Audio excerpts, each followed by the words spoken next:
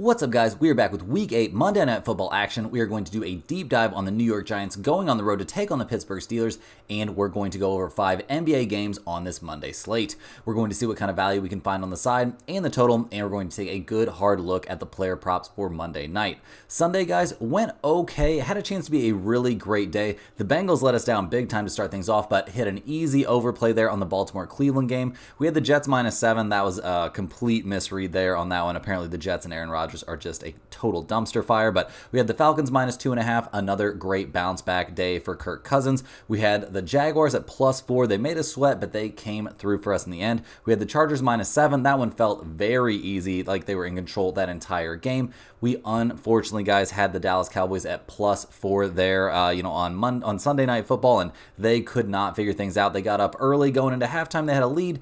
Fell apart in the third quarter, made a big comeback there in the fourth quarter, but 4 straight Dak Prescott incompletions sunk the ship for us on that one. So unfortunate to finish only 4-3 on the day, but a slight winning day. We'll go ahead and take that. If you want to win all of your Monday bets, hit that like button. It's good luck and show support for the channel and all the hard work we're putting in every single day. Subscribe to the channel so you don't miss out on our daily content. You can now also sign up for a channel membership by clicking the little join button right below the video. Members get exclusive early access to all NFL and college football videos and get their names up on screen just like right now. I really appreciate the support from all of you. Seeing that little badge next to your comments absolutely warms my heart. Our videos are sponsored by StumpTheSpread.com. We have a team of experienced cappers over there for every major sport, currently covering NFL, college football, NBA, UFC, NHL, and MLB. This is one of the best times of the year to be in the mix with so many sports going on. Click the link in the description if you're interested in signing up, and also to join our free email list to get the occasional free or premium pick straight to your inbox.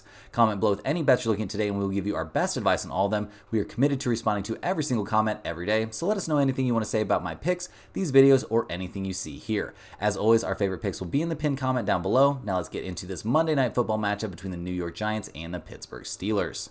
The Giants come into this game, guys, not having the best season at only 2-5 overall. They got obliterated by the Philadelphia Eagles in their last game. It was not a pretty one, guys. We saw the Giants lose that one 28-3. They had 0 answers there for Saquon Barkley. Daniel Jones was playing so bad we saw him get benched. His contract looking like one of the worst in the NFL. The running game didn't do much. Obviously, they weren't going to be running the ball when they're getting destroyed. Neighbors coming back, 4 receptions on 8 targets. He couldn't get too much going there, and really, guys, the Giants defense looked atrocious as well. They did have 4 sacks, but failed to force a single turnover in the game. And yeah, like I said, guys, no answers there for Saquon, giving up 176 yards and 1 touchdown to him, and no answers for Jalen Hurts either. So a terrible outing there by the Giants. They are going to need to bounce back in a big way in this game. On a positive note here, the Giants are relatively healthy. The offense is healthy with one guy on the offensive line questionable, but I think there's a good chance we see him suit up for this game. On defense, the Giants are fully healthy as well. If you're just looking at their current starting roster, obviously they've got a pretty crowded injury reserve list, and this isn't actually what this unit has, was supposed to look like coming into the season. But they're trying to figure it out. They're trying to make something work. They did not make anything work last week, though. On the other side of the ball here, guys, we've got the Pittsburgh Steelers, who are flying high, 5-2 on the season, in the lead there in the AFC North, so they've got to feel great about that. They made what felt like a crazy decision to switch things up at quarterback there last week in their game against the Jets, but they got a 37-15 blowout win with Russell Wilson at the helm. So yeah, I don't think there's any regrets there for Mike Tomlin. He's got to feel great. Wilson looked fantastic in that win, albeit against the Jets, obviously a team that's looking pretty freaking bad right now. He completed 16 of 29 passes, 264 yards, 2 touchdowns. He was sacked 1 time. He didn't do any, exciting runs except for, that 1 touchdown run. But yeah, 3 runs for 3 yards, not amazing. But Najee Harris looked great. Jalen Warren looked great. Both running backs here. This is turning into something of a 2-headed monster situation. The Steelers, definitely a team that is going to be capable of running the ball against effectively any opponent. So that's got to feel great. George Pickens had a great game catching the ball, 5 receptions on 9 targets for 111 yards and 1 touchdown. A little bit concerning to see him, only catch 5 out of his 9 targets, but not bad stuff. I mean, obviously the dude caught over 100 yards and a touchdown. So not going to be complaining about that, and definitely not going to be complaining about this defense. They picked off Aaron Rodgers twice, although that's not looking like that special of a thing these days as Aaron Rodgers continues to look worse and worse. worse. He did throw for 1 touchdown, but generally speaking, guys, the Steelers were in control. They shut down the Jets' running game. They did let Breece Hall go a little bit nuts, but with, I mean, I don't know. If Neighbors is fully recovered from that concussion, he really doesn't have anybody throwing the ball, it doesn't feel like. So I'm not too worried about the Steelers struggling here against another elite wide receiver. But overall, guys, this defense has been elite this season. I know that's probably not news for anybody that follows the NFL. They're second best in the NFL, giving up 14.4 points per game. That is absolutely dominant stuff. And guys, looking at the injury report here on offense, they're pretty healthy for the Steelers with effectively no skill players on the report, but they are going to be missing Zach Frazier at center, which is going to be putting them onto their now 3rd string center since the start of the season. So yeah, the offensive line not going to be at full strength for sure, but only missing one guy, as long as you can get the snaps down, the transitions down, everything should be okay in theory. On defense, having a clean bill of health is huge for this team. When guys like TJ Watt are healthy, this squad is absolutely nuts on that side of the ball. So I'm expecting very, very good stuff from the Steelers on defense, just like I'm expecting every week when they're healthy and have TJ Watt on the field. Guys, in terms of the weather for this game, we don't have a ton to take into account here. I mean, it's going to be in the low 50s for the majority of the game. There's basically no rain expected. Overall, we've got weak winds here around 5 miles an hour with gusts up to like 9 miles an hour. So I don't think that's going to affect the kicking game too much, except for maybe on super long kicks. But any outdoor super long kicks are always a little bit sketchy. Obviously, we've got 2 teams here that are used to playing in these exact conditions all the time. So I don't think we need to be really taking the weather into consideration here on Monday night too much. In terms of some trends here, guys, we see the Giants, they're 3-4 against the spread this season. They're 6-1 to the under. Pittsburgh is 5-2 against the spread and 4-3 to the under themselves. So with the numbers for this game, guys, the Steelers are 6-point favorites. We've got an over-under of 47.5. Right off the bat here, guys, I do like the under in this game quite a bit. Neither team's going to be scoring a ton of points, I don't think. Obviously, the Steelers scoring a ton of points is possible, but their lack of pass-catching options makes them want to emphasize the running game a lot more, which makes, for a more low-scoring and shorter-feeling game. The Giants' entire offense is just not very good, which definitely makes me lean towards the under here. The Steelers' elite defense obviously makes the under look good as well, and makes me think that they're, not going to be allowing the Giants to put up very many points against them. So definitely like the under here. 47.5 seems like way too high. I think this should be more like a 43, 44 kind of game. And in general, guys, on the side here, I definitely think we want to go ahead and take the Steelers at -6. It feels like an expensive price, but the offense looked really good this week. I don't think we're going to see very many positive things coming out of this Giants offense here going up against this elite defense. Pittsburgh's been great against the spread this season, and we haven't seen anything impressive from the Giants this year at all. They don't even seem to know for sure who they want the starting quarterback to be. Everything I'm seeing still looks like, Danny Dimes is going to be under center. Is that going to happen for sure? I guess we don't know, but if it doesn't happen, we're going to like the Steelers and the under even more. So that's my lean on the side and on the over-under. Let's go ahead and take a look at some player props really quick, guys. And first up, I like Daniel Jones here under 199.5 passing yards. It's -140, so not a great price, but I think this is going to hit the vast majority of the time. Not expecting a good game from him at all against an elite defense. And yeah, he's going to be running for his life a little bit. So if you want to look at some like overs on his rushing attempts or something like that, maybe you could, but I don't think it's going to be a very good day there for Daniel Jones, or really for Neighbors, trying to catch passes while Daniel Jones is running for his life. On the same side of that coin, guys, I don't think Daniel Jones is going to throw for a touchdown pass here, and you can get 0 touchdown passes for him at +140. That's a very appealing price. Obviously, it's a little bit of a gutsy play. They're going to have to be airing it out here probably, since I think they're going to be losing this game. But yeah, definitely like the under on Daniel Jones on, his passing yards and his passing touchdowns. Another under I like here for the Giants is Neighbors, guys. I think he's going to have a rough time out there. Under 69.5 receiving yards is -130, so not a great price. And he is, their primary offensive weapon in a game where they're going to be throwing the ball a lot. So I wouldn't blame you for being scared off of this one. I just think we're going to see such a bad day here from the Giants offense that under on, their best weapon makes a lot of sense. On the other side here, guys, I like Russell Wilson to have a pretty decent night, but I don't think we're going to see him running the ball. I think they're going to be winning this game comfortably. He doesn't like to run the ball at all anymore. He hasn't, shown that he wants to run the ball here. I like him under 14.5 rushing yards, and you can get that at even odds. I think that's very very reasonable. He seems to take pride in not running the ball anymore, so I fully expect to see Russell Wilson under 14.5 rushing yards. I think that play is very, very likely to end up in the pinned comment here. Over on the Steelers side, and kind of playing off of that same, idea, I like Pickens here over 59.5 receiving yards. It's at -125, so the price isn't my favorite price, but he's their primary, offensive, pass catching weapon here. So I think we'll see Russell Wilson find him quite a bit. And yeah, to get to 60 receiving yards, I don't think that's going to take him too many receptions. So I think that's a pretty reasonable bet as well. I also like Najee Harris here. I think they're going to be running the ball a lot. I think that's kind of what they want to do. And Najee Harris at 70 plus rushing yards is all the way up to +130. I know that's a lot of yards for him to get to. The dude's got 478 yards on the whole season, but I do think he'll be having success running the ball here. Obviously, we worry a little bit about, them splitting carries there in the Steelers backfield, but I do think there's a good chance he gets to that 70 rushing yards, and at +130, it's a very, very nice price tag. And right there on Najee Harris as well, I would say you could take this even instead of maybe the rushing yards, but I like Najee Harris to score a touchdown in this game. You can get that at even odds as well, and that seems extremely, extremely reasonable to me.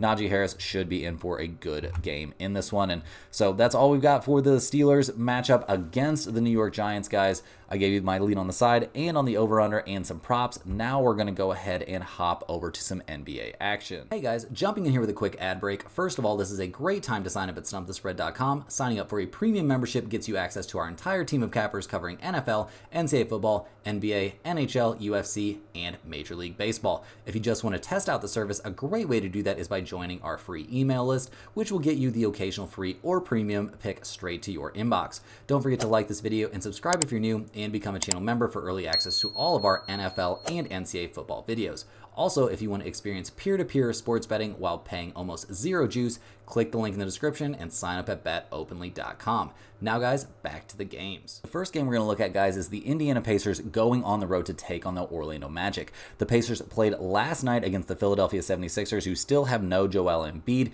and we saw the Pacers end up losing that game in overtime, 118-114. So yeah, not what you would have hoped. The Pacers aren't off to the hottest start. They're 1-2 on the season. Obviously playing on back-to-back nights this early in the season, probably not a huge deal, but we're just not loving what we saw. The Pacers lost this game despite shooting 40.6% from three-point range. We saw Halliburton have a decent day overall. I mean, he only had 2 assists, which is definitely weird for him, but he had 22 points. He was 4 of 9 from three-point range. Like, not terrible at all. We saw Siakam have a bit of a down performance, but, 6 assists, 5 rebounds, and 17 points. He posted a +14 ±, but this bench, guys, is looking real bad anytime Mathurin is not out there. I mean, despite scoring 15 points, Obi Toppin was a -13 in the ±, and generally speaking, this Pacers team is just looking pretty shallow. So yeah, playing on back-to-back nights, probably not going to make that situation any easier, and they are going up against a very tough opponent, taking on the Orlando Magic, who come into this game in something of a bounce-back spot, guys. They lost their last time out at Memphis, losing 124-111 against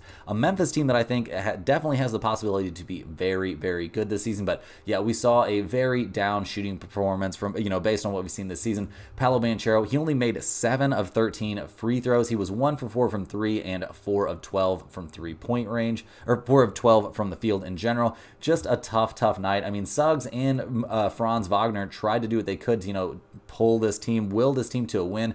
They had a couple double-digit scores coming off the bench, but overall, it was just a tough night for the Magic, who are off to a relatively good start to their season. Obviously, that's a bump in the road they wish they could take back, but they've had a day of rest or two, and they should be, charged up and ready to go. They're a relatively young team. They did really struggle there against, I'm not going to say they struggled that bad against Ja Morant, but just the Grizzlies just kept on coming. Santi Aldama had another transcendent day, 22 points. He was 4 of 6 from three-point range. He's on an absolute heater, and really that Memphis Grizzlies bench just tore them up. So I think we're going to see, a rested and relaxed Magic team coming into this game, where they're going to be 5.5-point favorites playing at home. We've got a total in this game of 224.5. The Pacers are 1-2 against the spread. They are 2-1 to the under. Orlando is 2-1 against the spread. They are 3-0 to the over this season. And looking at that number of only 224.5, guys, I think over is a very solid play in this game. No doubt about that. I think we'll see plenty of offense. I think we'll see a bounce back shooting night from the Magic, and you know the Pacers are going to put up some points. That's just the style that they play. So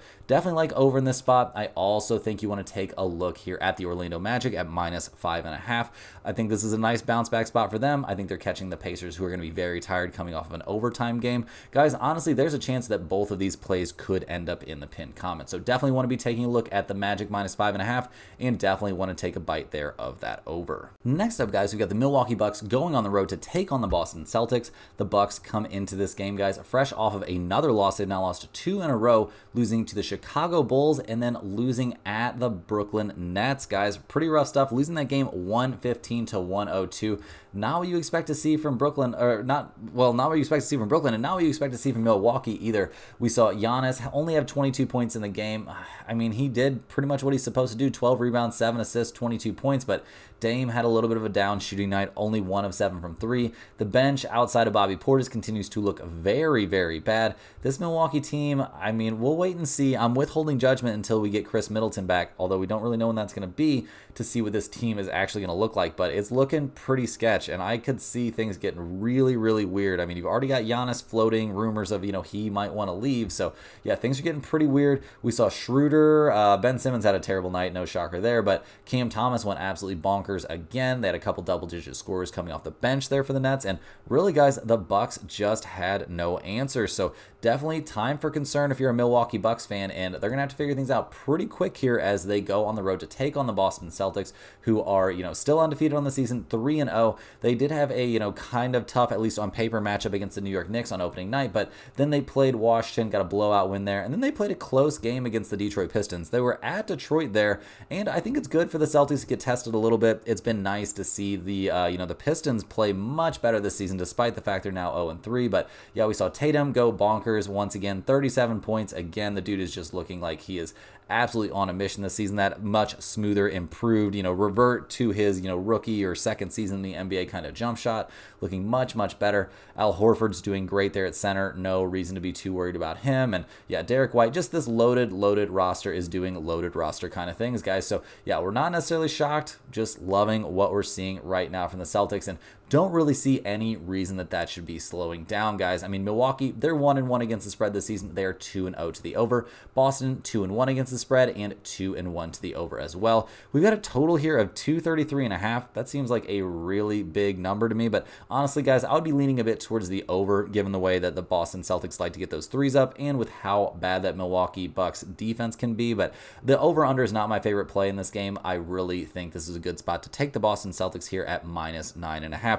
They survived a little bit of a scare there against the Pistons, who have been a much more, spunky team than the Milwaukee Bucks have been here in the early goings, and I think we'll see Boston here at home really take care of business and lay the smack down on the Milwaukee Bucks, and we are going to start hearing all kinds of rumors coming out of Milwaukee in the not too distant future. Jumping in with our first ever sportsbook ad, guys, and I am super excited to tell you about BetOpenly. They are unlike any regular sportsbook out there. Their whole goal is to facilitate peer-to-peer betting, so instead of them having a vested interest in you winning or losing your bet, they just want to match you up with a real person who wants the opposite side. At BetOpenly, you will be paying drastically reduced juice on your bets, close to 1% instead of the 10% you would pay at any of the big guys. Not having to fight that built-in house edge sounds pretty great to me. BetOpenly supports all your favorite bets, including props and parlays, and get this, guys, you can even be the house on parlays, meaning you only need a single leg to win to cash your bet.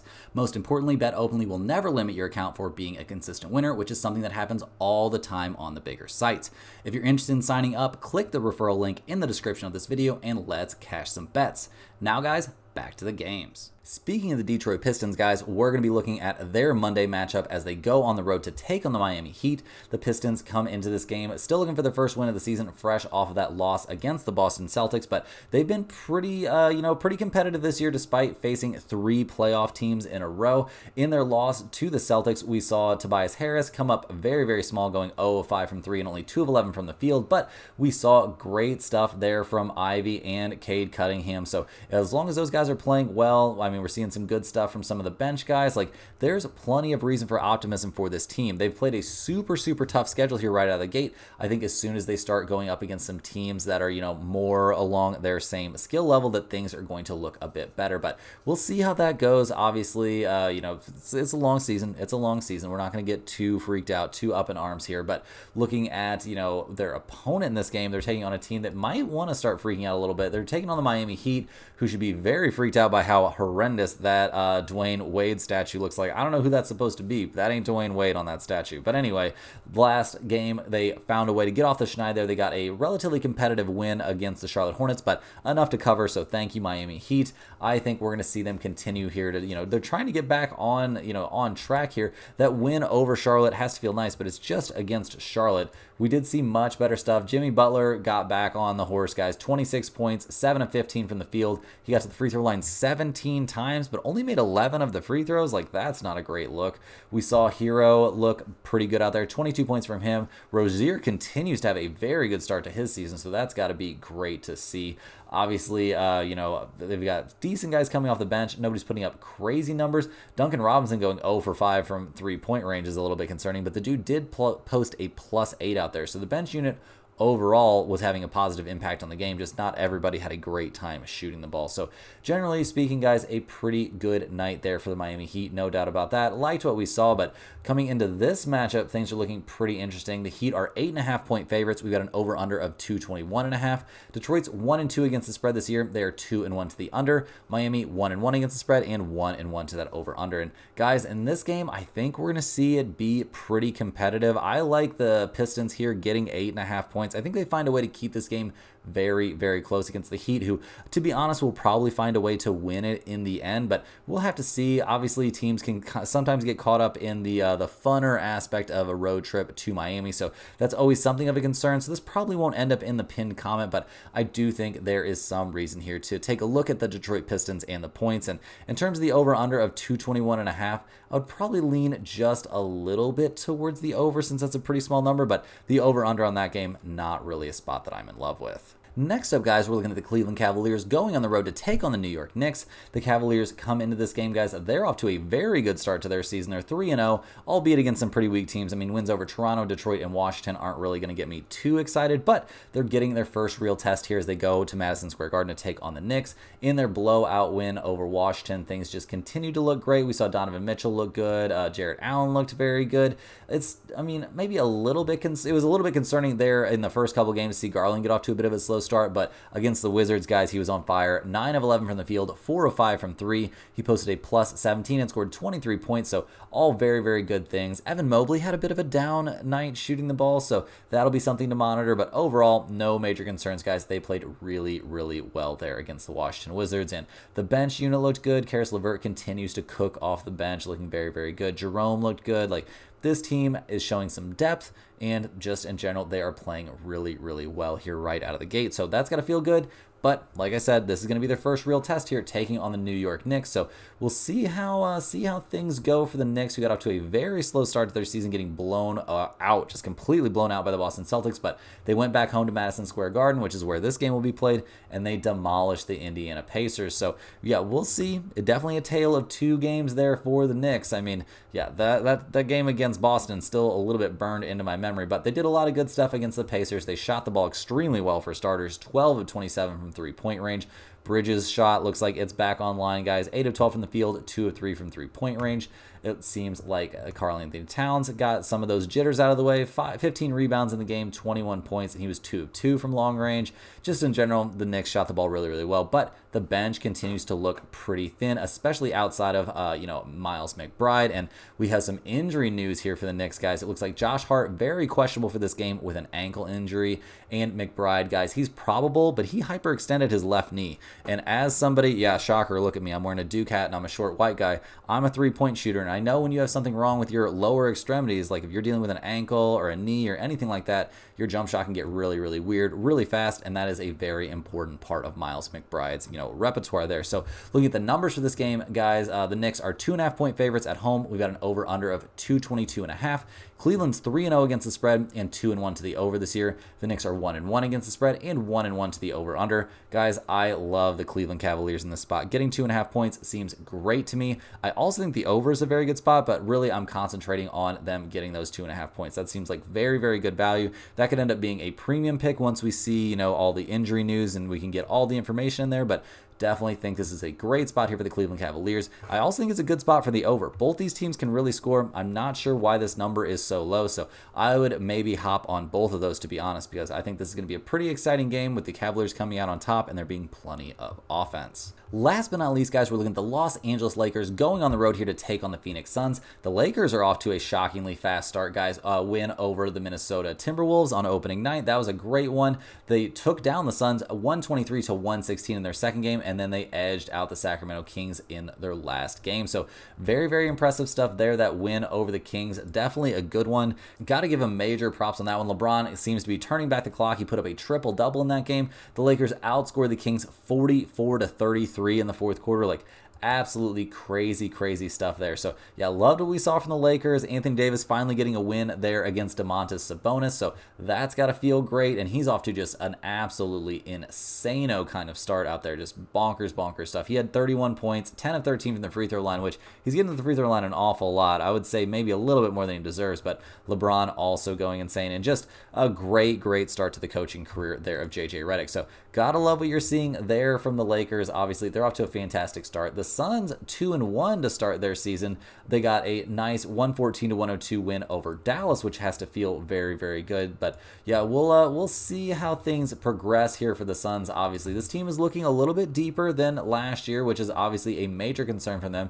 Kevin Durant playing out of his mind, 31 points there in the win over the Mavs. We saw, Dunn look pretty good. We saw Nurkic look pretty good, although he was 0 for 2 from 3. They wanted to shoot threes. I'm not sure how well that's going to work out, but Tyus Jones running the show, looking very good as well. 0 turnovers, 7 assists, 5 rebounds. He was 2 of 3 from three-point range as well, so very good stuff there. And Devin Booker, despite only going 2 of 8 from 3, got to the line 12 times and scored 21 points. And maybe even more important than the starting guys playing well is the bench looking good. Royce O'Neal, very good. The whole bench posting positive plus-minus numbers pretty much. So gotta love what you're seeing there. If you're a Suns fan, it's got to be nice to see some growth there. We have some injury news for the Suns in this game, guys. Bradley Beal missed Saturday's game with an elbow injury. Absolute shocker of the year there for me. We'll see if he ends up being available to play in this game. I would kind of hope so, but with Bradley Beal, you're usually, much safer to just assume he's going to be out. We also saw Grayson Allen miss that game on Saturday for personal reasons, but it seems pretty clear that he's going to be back and playing in this game here on Monday. So expect to see Grayson Allen out there. Always expect Bradley Beal to miss basketball games when he has a chance to miss basketball games. That's kind of his calling card. The Suns, 2.5-point favorites in this game. We've got a total of 226.5. Guys, I'm going to be leaning here just a little bit towards the Suns to bounce back. I think this is going to be a really good game. I definitely like over 226.5. That's definitely my favorite part of, my favorite bet on this game in general, because I just don't have enough faith in the Suns here to beat the Lakers, to be honest. I mean, they already lost to them once. If Bradley Beal's not going to be playing, that's not a great look. I don't think it's the end of the world. I don't think he makes that big of a difference here to this roster. I mean, he makes some difference for sure, don't get me wrong, but yeah, I mean, how much are they going to miss the 15 points he scored for them in their first matchup against the Lakers? That wasn't why they lost. They lost because they don't have an answer for Anthony Davis, and they don't really have an answer for LeBron, and because Austin Reeves went absolutely nuclear. So I'm going to be leaning slightly towards the Suns in this game, but really not my favorite, game in terms of the side. I definitely think over 226.5 though has some very good value. That's all the games we have for today, guys. Hit that like button for good luck on all of your bets and subscribe to the channel if you're new. Let me know in the comments any questions you have on today's slate. Thanks for watching. You can click the link in the description to check out stumpthespread.com, and we will see you guys tomorrow for more sports betting action.